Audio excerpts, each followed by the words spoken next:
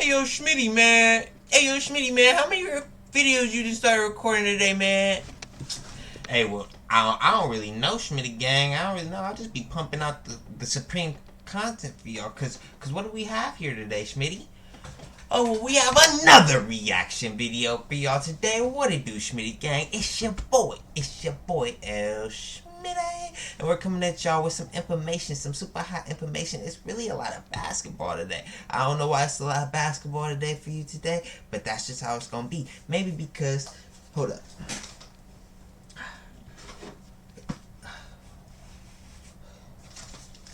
Go make sure we have the good look on it. Oh, actually, hold up.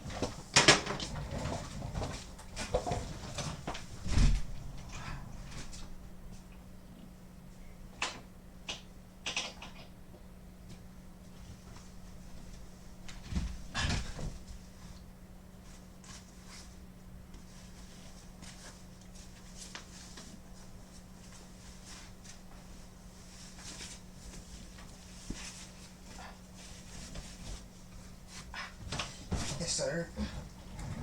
Yes, sir.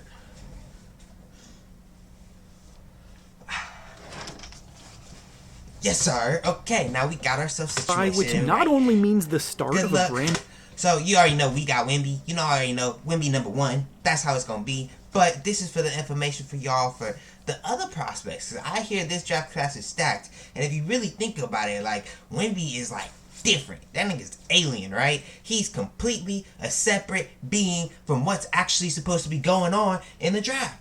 So, after that, you hear Scoot, you hear some other things, but Scoot got injured, I think.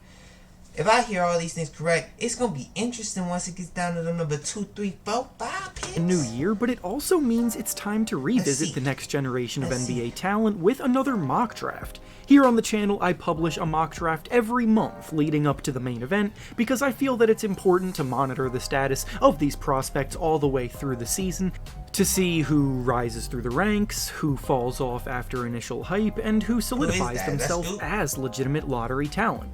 I'll be going through the top 10 picks for this mock draft, and the order in which the teams will be selecting today is based on the current NBA standings. Before we start though, make sure to like the video and subscribe to the channel, as all support is very much appreciated. Now with that being said, let's begin. Starting things off with the first pick in the draft, the Detroit Pistons. What did I tell you? I already knew. We stay losing. But Bogdanovich for sale. It's how it's supposed to be. K just sat this one out for the team. We got Jaden. We got... Bro, our team next year is going to be so nice. We're going to have Jaden at the 1, personally. Cade at the 2. Maybe Sadiq at the 3. This fucking Victor at the 4. And Duran at the 5. Select Victor Wembanyama from France. The Pistons are leading the race for the top pick at the current moment, and if there was ever a year to tank, this would be it, because Wembanyama is one of the most unique and tantalizing prospects we have ever seen. He's been the top-ranked prospect in this class. I ain't did a video on him yet because, man, like, he gotta really, like, I need to see some type of crazy stat line from him again. I already did. Can't give you a I didn't see this crazy stuff, but really, if you don't know his name, Victor Wembanyama, like, look at this. Watch these highlights because they're crazy.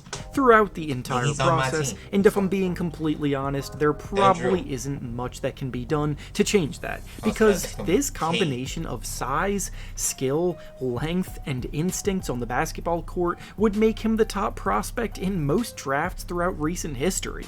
He's a potential Defensive Player of the Year candidate who can stretch the floor comfortably out to the three-point line, finish strong at the basket, and create off the dribble, and the Pistons would absolutely relish the opportunity to take him here. Next, with the second pick in the draft, the Charlotte Hornets select Scoot Henderson from G League Ignite. Wembanyama may get most of the attention at the top, but you would be foolish to think this draft was a one-man show. Scoot Henderson is now playing his second season in the G League as an 18-year-old, so the experience he will be entering the NBA with as a teenager is at a level that no other prospect has ever had. Not only does he look comfortable playing against the grown men that he's competing against, but he is genuinely dominating by averaging about 20 points per game, shooting the ball 53% from the field. Henderson is the kind of guard who plays in non-stop attack mode, and his combination of size and explosiveness make him a tough cover for anyone. He is an outstanding finisher at the rim, and if you're not careful while guarding him, you may end up on a poster. His pull-up jumper has shown a lot of progress as well. He's taking noticeable strides as a facilitator. And if the Hornets were able to get him here, the pairing of LaMelo Ball and Scoot Henderson would make for an incredible backcourt to build around for the future. Next, with the third pick, the Houston Rockets select Amen Thompson from Bro, the Rockets didn't got a lot of scary people, man. Like, they're like... The Rockets shouldn't be as bad as what they really is. That's who they're really fooling you, I feel like. 'Cause the Rockets, like... Missing out on the top two of this draft class will probably leave a sour taste in the mouth of whoever lands at 3, which at the current moment is the Rockets, but Amen Thompson is a sneaky talent with outrageous upside. If we're being honest, the Rockets' biggest need right now is probably the point guard position, because despite trying to mold Kevin Porter Jr. into one, he just isn't a floor general by nature. Amen Thompson not only commands the floor as a lead ball handler with terrific court vision and playmaking instincts, but he also just so happens to be the most... Did they say how tall he was? Hold up, just let's go back to right here. So right there. From overtime elite. Missing out on the top 2 of this draft class will probably leave a sour taste in the mouth of whoever lands at 3, which at the current moment is the Rockets, but Amen Thompson is a sneaky talent with outrageous upside. If we're being honest, the Rockets' biggest need right now is probably the point guard position, because despite trying to mold Kevin Porter Jr. into one, he just isn't a floor general by nature. Amen Thompson not only commands the floor as a lead ball handler with terrific court vision and playmaking instincts, but he also just so happens to be the most gifted athlete in this draft class. He's a bouncy athlete who creates highlights to wow crowds on a regular basis, throwing down dunks at the basket, and on top of all of that, he's also 6'7", so he's got good ideal size, he has the feel for the game, and he has the physical tools to dominate.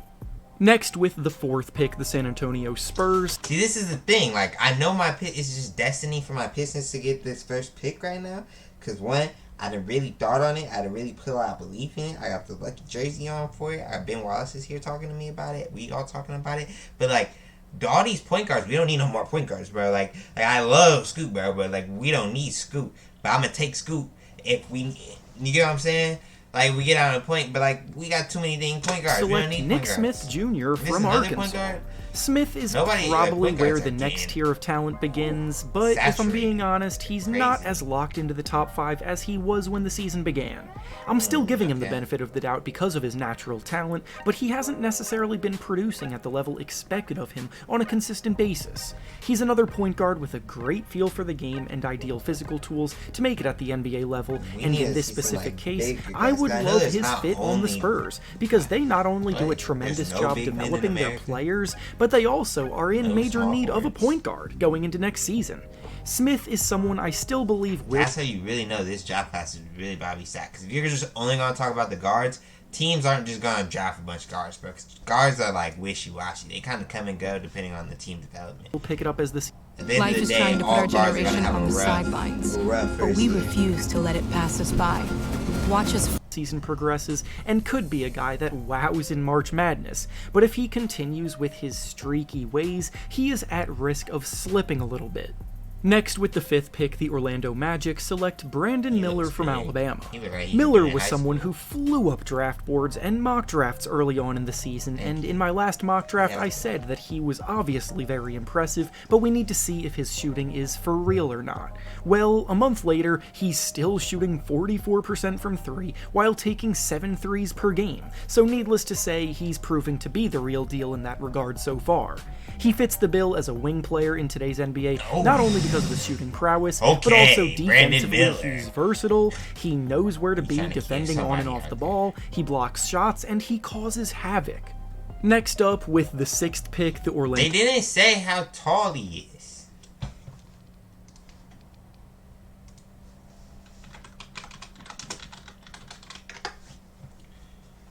Please.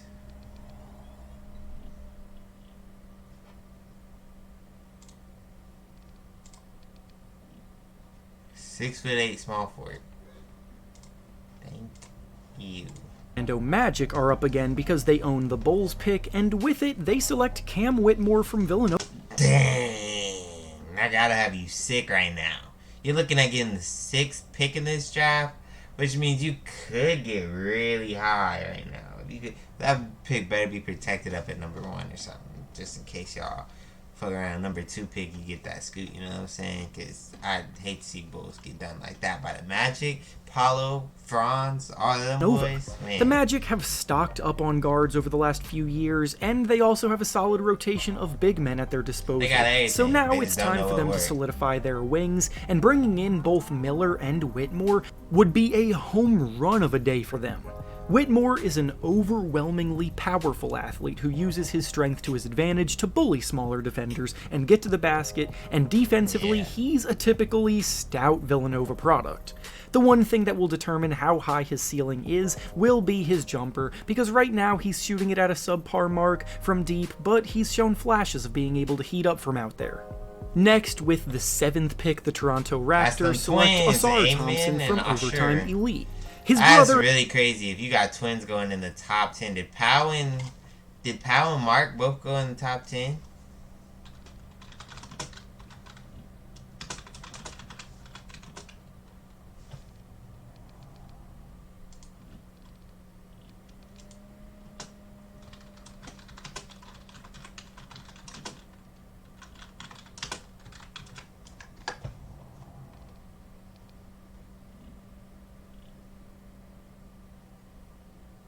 "48th, damn. Well, that answers anything. One of them Asar is was a top 5 48th overall prospect in the pick. class, but 2 top Asar 10 is picks. right behind him as a top That's talent really as crazy. well. Compared to his brother, who is more of a point guard, Asar is more of a scorer by nature, who is equally as impressive of an athlete, and with similar size and physical tools, he's also capable of wowing crowds with his explosiveness. This season, he's been much more confident as a spot-up shooter, and as he continues to find his groove there, he'll develop into a solid The only thing two-way that's guard. dangerous about this, I feel like, is like, between brothers, there's one and there's the other. So, like, if this other one is, if Amon's really supposed to be better than him, and if he really is better than him, you better get Amon, because this guy right here, like, you got Steph Curry, you got Seth Curry, you got Pau Gasol, and you got Marc Gasol. That's pretty close, but they were way apart. You got Lonzo Ball, and then you got LaMelo Ball. So it's like, guard. The Raptors are another team that develops talent extremely well, and they specifically love size and length, so this to me is a very good match. Up next, with the 8th pick, the Oklahoma City Thunder Wallace? select Is this like Cason Gerald Wallace's Wallace son? He got from the dreads. Kentucky. Another He got that point guard in ether. this class, Wallace is much more of a steady and reliable talent guard, who may not be the flashiest player in the world, but he's a tough competitor who plays efficiently and does what needs to be done to win basketball games. He's one of the best perimeter defenders in the class, on top of that, who can lock down opposing guards and generate turnovers, as First he's time I averaging heard over anybody 2 talk steals about per game this defense, season. really. So all in all, he's one of the most well-rounded he broke players his last available one. this year. Next, with the 9th pick, the New Anthony Orleans Black, he Pelicans, gotta who be own the disgusting. Lakers pick, select Anthony Black from Arkansas. Black is a point forward with the size and versatility you want in a wing player, but the skill, ball handling, and playmaking potential of a heavy, lead sweet guard. He's a sneaky quick player for his I can't really rock with bro till he cut hair. I ain't gonna lie, or do something with it, bro. What is he doing? size, and while he may not be the most explosive athlete, he's more of a skill-based player who smartly gets to his feel like we spots might have and gotten to a doesn't drop-off. necessarily try to force things. He's the kind feel of we might player have that gotten is to a good at a lot of drop-off. I things haven't without seen necessarily nothing being really great crazy. at any one specific These thing, don't look like so we're while athletes. his He's ceiling jogging might be back limited, and he has a very high floor and will definitely help in an That NBA looked like a rotation. Christian. And finally, with the 10th pick, the Washington Keyonte Wizards George. select Keyonte George from Baylor. George is a pure scorer in every sense, and when he has the ball in his hands, he's looking to get a bucket. He has good size for a 2-guard, he's a smooth athlete, and he can fill it up in a hurry.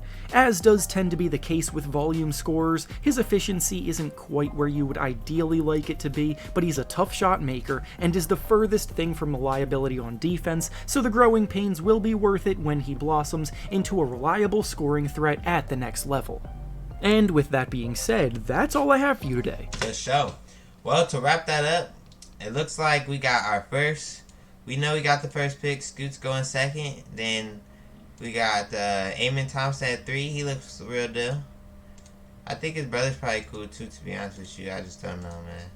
This guy is so streaky. After that, Brandon Miller, I think is going to be nice. Yeah, but that's it for this video, y'all. Just a little information coming at y'all with some light, you feel me? And I'll catch y'all in the next reaction video.